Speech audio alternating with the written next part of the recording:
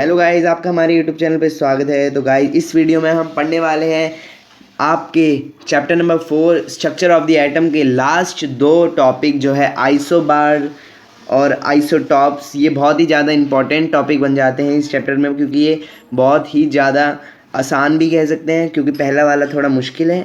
वैसे आसान है पर ये थोड़ा उसके मुकाबले मुश्किल है और ये बहुत ही ज़्यादा आसान है। तो चलिए देखते हैं। तो पहले हम ये देख लेते हैं कि जो भी हमारा एलिमेंट होता है हम उसको इस में कैसे लिखते हैं। मतलब ये जो है हमारा एलिमेंट आएगा यहाँ पे, जैसे एलिमेंट हमने ओ मान लिया है ना। अब मैंने यहाँ पे लिखा है एक्स, ऊपर आएगा मास नंबर। जैसे मैंने ओ मान लिया, मतलब ऑक्सीजन, ऑक्सीजन का मास नंबर क्या होगा और एटॉमिक नंबर क्या होगा। एटॉमिक नंबर होता है 8 और मास नंबर क्या होगा 8 + 8 मतलब 16। मैंने पिछली वीडियो में बताया था कि मास नंबर कैसे निकालते हैं। जब हम न्यूट्रॉन और प्रोटॉन को प्लस कर देते हैं तब हमारा मास नंबर निकल जाता है। तो एटॉमिक नंबर हमारा 8 है और हमारा 16 आ गया मास नंबर। तो ये एक सही तरीका होता है किसी भी एलिमेंट को लिखने का। तो अब देखते हैं तो आइसोटॉप्स क्या होते हैं। तो आइसोटॉप्स, रुको मैं कलर चेंज कर लेता हूँ। Element having same atomic number but different mass number called isotope. कोई भी एलिमेंट का अगर एटॉमिक नंबर मतलब जो नीचे वाला नंबर है वो सेम होगा, पर जो ऊपर वाला नंबर है वो चेंज है। मतलब एलिमेंट तो एक ही रहेगा। एलिमेंट जैसे यहाँ पे मैंने ये भी बताया है एग्जाम्पल पर, ये पहले समझ लो कि किसी भी एलिमेंट का अगर एटॉमिक नंबर तो सेम है पर मास नंबर अगर चेंज है तो आइसोटॉप होगा। अब देखो मैंने यहाँ पे कुछ वो लिखे हैं कि कार्बन के भी 2 आइसोटॉप्स होते हैं। मतलब कार्बन 2 तरीके का पाया जाता है पूरी धरती में। तो पहला तो होता है ये वाला और दूसरा होता है ये वाला। वैसे ही हाइड्रोजन के भी होते हैं 3, तो वो हम आगे पढ़ेंगे। तो पहला होता है 6 जिसका एटॉमिक नंबर होता है और 12 जिसका होता है मास नंबर। तो दोनों में ही 6 है, मतलब एटॉमिक नंबर तो कंफर्म है, मतलब 6 ही रहेगा, पर मास नंबर क्या है चेंज है। इसमें 12 है, इसमें 14 है। तो जो हम ज़्यादातर यूज़ करते हैं वो है हमारा ये वाला, जिसका हमारा 6C12 कहते हैं। इसको बोलने का सही तरीका है पहले एटॉमिक नंबर, फिर एलिमेंट का नाम, फिर क्या मास नंबर। तो ये हमारे 2 आइसोटॉप हो गए कार्बन के। अब हम देखते हैं हाइड्रोजन के 3 आइसोटॉप होते हैं, प्रोटियम, ड्यूट्रियम और ट्रिटियम। तो ये बहुत ही ज़्यादा इंपॉर्टेंट चीज़ है क्योंकि ये पेपर में भी पूछ ली जाती है। तो यहाँ पे देखो, यहाँ पे हाइड्रोजन के कितने आइसोटॉप है 3। पहला हमारा लिखा है यहाँ पे 1H1, फिर दूसरा है 1H2 और तीसरा है हमारा यहाँ पे 1H3। तो हम पहला देखते हैं। धरती पे 3 तरीके के हाइड्रोजन पाए जाते हैं। पहले का नाम प्रोट्रियम, दूसरे का नाम ड्यूट्रियम और तीसरे का नाम ट्रिटियम। तो पहले में जो पहला होता है उसमें एक ही पहला एटॉमिक नंबर तो सब में ही रहेगा, फिर एलिमेंट का नाम और उसका मास होता है 1, फिर होता है 1, फिर हाइड्रोजन, फिर आता है हमारा क्या 2, मास नंबर वाला 2। तो ये याद कर लो। जैसे प्रोटियम P से P for 1 कर लो एक बार। ड्यूट्रियम, ड्यू मतलब जो गेम खेलते हैं, डुओ मतलब 2 के साथ खेलते हैं, और ट्रिटियम, ट्री मतलब 3, तो ट्रिटियम याद कर लो। ऐसे आप याद कर लोगे तो आपको बहुत बढ़िया सॉलिड याद हो जाएगा। तो हाइड्रोजन 3 तरीके के आइसोटॉप होते हैं हाइड्रोजन के।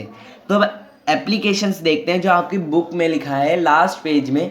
वहाँ पे एप्लीकेशन ये 3 ही लिखे हैं क्योंकि सारे पॉइंट्स एनसीईआरटी बुक से लिए गए हैं। तो पहला देखते हैं, an isotope of uranium is used as fuel of nuclear reactor. तो ऑलमोस्ट सारे एलिमेंट के आइसोटॉप्स होते हैं। वैसे जो यूरेनियम का होता है ये एलिमेंट बहुत आगे का है। जो यूरेनियम का आइसोटॉप होता है वो एक तरीके का फ्यूल है, जैसे पेट्रोल है ना, वैसे एक फ्यूल है न्यूक्लियर रिएक्टर का, न्यूक्लियर बॉम्ब का, है ना। वैसे क्या कौन सा यूरेनियम का आइसोटॉप। ये 3 भी बहुत ज़्यादा याद करना जरूरी बन जाता है क्योंकि ये पेपर में पूछ लिया जाता है कि आइसोटॉप ऑफ यूरेनियम का काम क्या है। तो क्या है, nuclear reactor, fuel in nuclear reactor. तो दूसरा देखते हैं, an isotope of cobalt is use in treatment of cancer. अब यहाँ कैंसर में भी यूज होता है। देखो जो कोबाल्ट भी आगे में एक एलिमेंट है, ये हम 3rd चैप्टर में पढ़ेंगे। इन सबके जो वो होते हैं ना सिंबल, वो पढ़ने वाले हैं हम 3rd चैप्टर में, जो इसके अगले वाला चैप्टर है।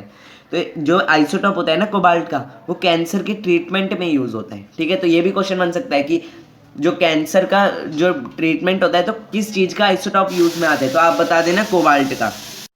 तो ठीक है, अब देखते हैं आइसोटॉप ऑफ आयोडीन किस काम आता है। तो जो गोइटर, जैसे गले की कोई बीमारी होती है जिसमें गला ना ऐसे फूल जाता है, आपने देखा होगा यूट्यूब पे, तो उसके ट्रीटमेंट में आयोडीन का आइसोटॉप क्या यूज़ किया जाता है। ठीक है, ये 3 आप ज़रूर याद कर लेना, बहुत ही इंपॉर्टेंट एप्लीकेशन है। तो अब देखते हैं आइसोबार क्या होता है। Element having different atomic number but same mass number are said to be isobar. जैसे पहले हम क्या पढ़े थे कि जिसका जो एलिमेंट है उसका जो मास नंबर है, मास नंबर नहीं एटॉमिक नंबर जो है वो सेम है पर मास नंबर डिफरेंट है। इसमें क्या है, जो ये है एलिमेंट है उसके डिफरेंट एटॉमिक नंबर है, मतलब नीचे वाला जो है वो चेंज है और मास नंबर जो नीचे वाला है ऊपर वाला मास नंबर है वो क्या है, बराबर है। तो ये element having different atomic number but same mass number are said to be isobar. तो अब देखते हैं इसके कुछ एग्जाम्पल। तो इसके एग्जाम्पल हैं, इसको ऊपर ले जाता हूँ पहले, रुको। तो इसका है आर्गन और कैल्शियम। कैल्शियम का एटॉमिक नंबर 20 होता है और आर्गन का 18। तो देखते हैं अब, जैसे ए आर आर्गन का जो वो होता है एटॉमिक नहीं मास नंबर वो होता है 40 और कैल्शियम का भी 40 होता है, पर इसका जो एटॉमिक नंबर है वो चेंज है, ये 18वां होता है और ये 20वां। तो इसके 2 एग्जाम्पल हो गए। तो आपको उतारना है तो उतार लीजिए। अब ये देखो, ये मैं थोड़े से सीधा कर देता हूँ। अब आपके सबके दिमाग में ये चल रहा होगा जो क्लोरीन होता है, अगर आपने उसका एटॉमिक मास देखा होगा ना या मास नंबर देखा होगा, वो होता है कुछ 35 मतलब 0.5 यू एटॉमिक नंबर, जो एटॉमिक मास होता है उसकी यूनिट होती है, एटॉमिक मास की यूनिट होती है यू, छोटा यू।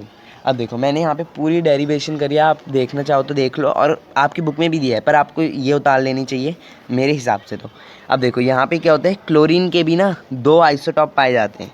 पूरी धरती पे क्लोरीन के 2 आइसोटॉप पाए जाते हैं। ये जो 13.5 जो एटॉमिक मास है ना, ये एक एवरेज है इन दोनों का एवरेज है। तो देखो पहला होता है 35 जिसका एटॉमिक मास होता है और एक का होता है 37।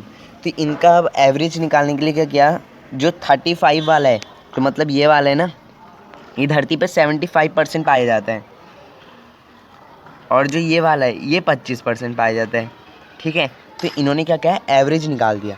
एवरेज क्या निकाला, 35 जो है उसको मल्टीप्लाई कर दिया 75 से और 37 कितना पाया जाता है, 25%। सॉरी।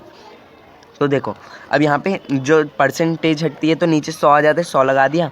अब यहाँ पे सॉल्व करना है, सिंपली सॉल्व करना है आपको और कुछ भी नहीं करना। जिसकी मैथमेटिक तेज होगी या जिसकी मैथमेटिक्स सही होगी उसका तो निकल भी गया होगा आंसर बुक में देख देख के। रुको इसको ऊपर ले जाता हूँ। देखो अब यहाँ पे पहले हमने 25 से 1 पे 4 पे काट लिया, फिर ये 3 पे 25 की टेबल से काटे हैं, 100 और 25 और 75 और 100। तो ये अब इनको मल्टीप्लाई करके ये आ गया, प्लस करके ये आ गया, 4 से काटोगे तो क्या आएगा 35.5। और यहाँ पे भी मतलब कितना आ रहा था हमारा 35.5 यू ही तो आ रहा था। तो ये एवरेज है, एवरेज एटॉमिक मास है जो किसी भी क्लोरीन एटम की होती है, एलिमेंट की होती है। तो थैंक्स फॉर वॉचिंग। अगर आपको वीडियो अच्छी लगी हो तो लाइक करना और अगर आपको अपने दोस्तों को शेयर करो और अगर आप चैनल पे नए हो तो इस चैनल को सब्सक्राइब कर लो। तो अगली वीडियो में हम MCQ करेंगे इस चैप्टर से रिलेटेड, जो बहुत ही बढ़िया चीज़ करने वाले हैं हम, जो हमने चैप्टर 8 में नहीं करी थी पर इसमें हम करने वाले हैं। तो आप प्लीज़ इस चैनल को सब्सक्राइब कर लेना। Thank you.